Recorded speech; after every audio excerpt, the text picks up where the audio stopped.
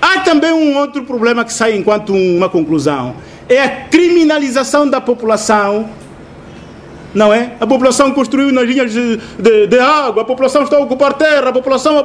Então esta ideologia da criminalização da população, de tal sorte em que as pessoas que não têm informação, que não têm um poder, são criminalizadas com esta corrente ideológica. Quando há problemas, quem aparece são as autoridades a proteger esses interesses e eles não sabem onde se queixar, ficam de mãos atadas.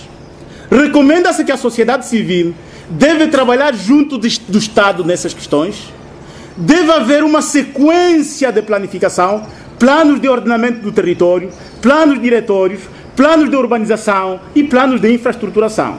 Fazer avaliações de impacto ambiental no nível local, mas os resultados dessas avaliações devem ser submetidos à discussão na sociedade e os resultados disso podem ajudar os políticos a tomarem decisões. Em relação às terras agrícolas, estamos a falar das terras urbanas há bocadinho, a principal fonte de conflitos é entre fazendeiros e interesses coletivos de comunidades. Os casos menos frequentes são entre comunidades. Entre comunidades há poucos casos, mas encontramos alguns. Há mais concessões de terras para privados do que delimitação de terra para as comunidades. Há números que demonstram isso. Recomenda-se fazer estudos de viabilidade e aferir capacidades técnicas de gestão dos fazendeiros legalizados. Muitos têm terras há mais de 10 anos, não pagam impostos, não renovaram a licença e tudo está assim. Quanto às terras no sistema agropastoril e pastoril, a fonte de conflitos é o choque entre o sistema de maneio tradicional e as fazendas ditas pecuárias e a ideologia dualista.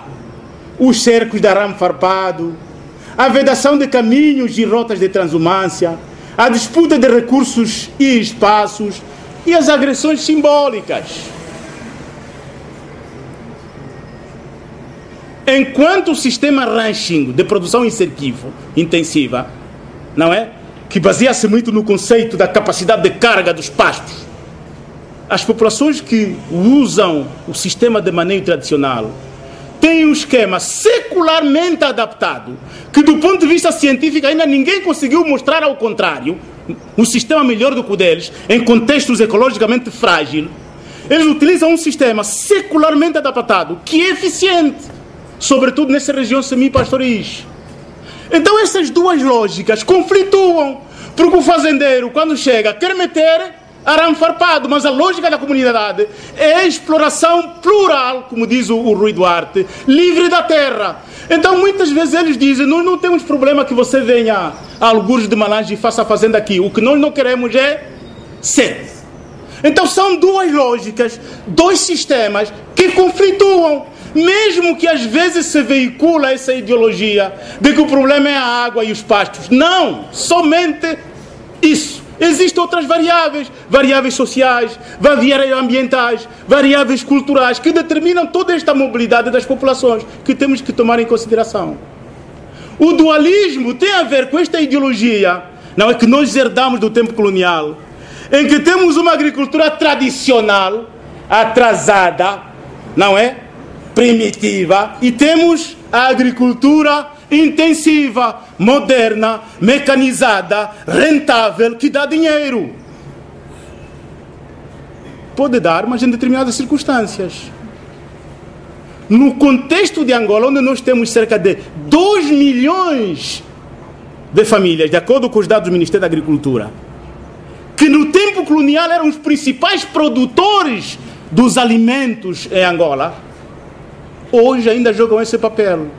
Portanto, nós não podemos prescindir desta agricultura familiar, mas também não podemos prescindir da agricultura intensiva, desde que ela se faça com adequados procedimentos, fatores de ordem econômico, de ordem ambiental, investigativo, etc, etc. Há essa ideologia que às vezes se veicula, que o moderno equivale, o tradicional é atrasado. Então essa ideologia dualista que estou a referir. A nossa filosofia é que não devemos prescindir de nenhuma delas. Temos que ver como é que as duas podem contribuir para construir o nosso país.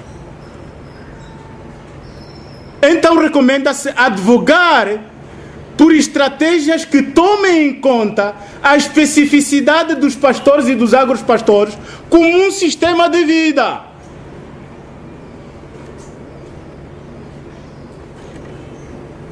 Conclusões e recomendações ao nível do conflito intrafamiliar: herança, venda sem autorização, direito de utilização geral e específica conflituar, meninos que saíram da aldeia, foram a Luanda, quando chegaram com as tracinhas, vendem as terras, desafiam os pais, tudo isso também tem sido fonte de conflitos.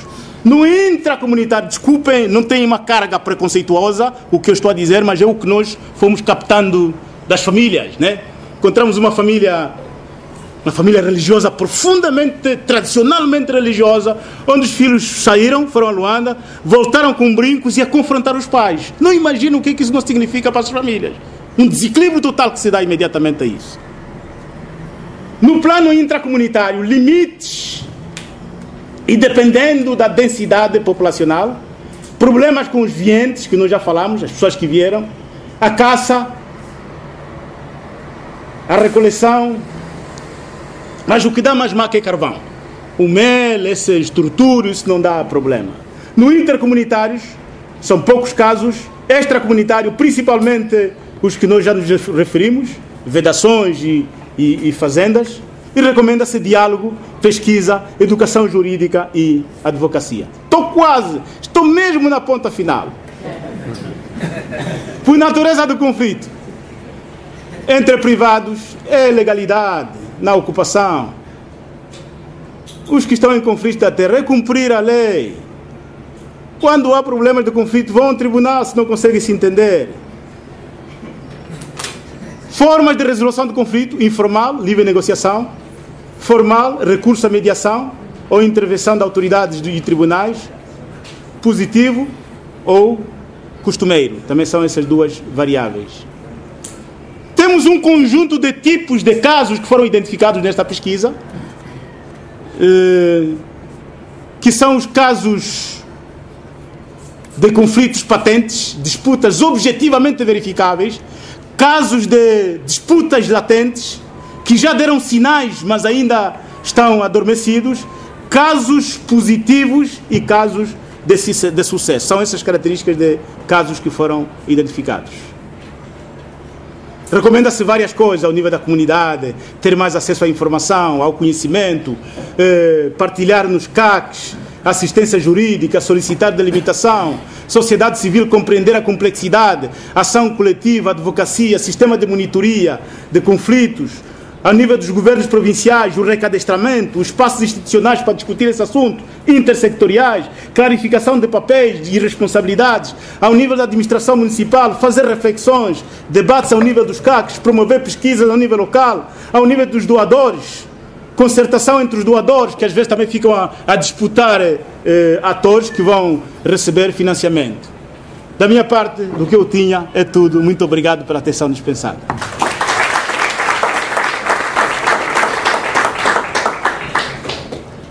Obrigado por vir. Convido também alguns jornalistas que colocaram aqui a gravadora, o caça-palavra, porque agora será o Dr. David Mendes que vai fazer a sua preleção.